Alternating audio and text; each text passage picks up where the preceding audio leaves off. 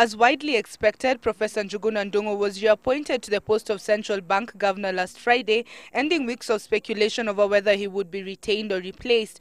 Ndung'u, who took over the stewardship of the central bank in March 2006, was handed a second four-year term by President Mwai Kibaki through a special gazette notice published on Friday evening. Ndung'u, whose first term expires this Friday, the 4th of March, has been credited with creating a stable macroeconomic environment, stabilizing interest rates and managing to keep inflation below the 5% target, at least until last month, apart from spearheading several reforms that have transformed Kenya's financial landscape. Signs of his reappointment were imminent after Treasury and the World Bank expressed their outright support for his performance. In essence, our view is that the governor and his team at the central bank have done a good job.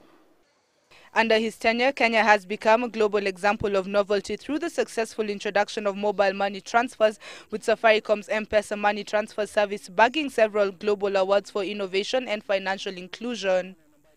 The central bank has also systematically lowered its lending rate to a record low of 5.75 percentage points, paving the way for easier access to credit for both individuals and institutions. With the kind of recovery that we're now seeing in the economy, I think the President, and again we supported that particular position, felt that in order to have continuity, in order for our country to be able to make progress, that he was best placed to continue for another stint.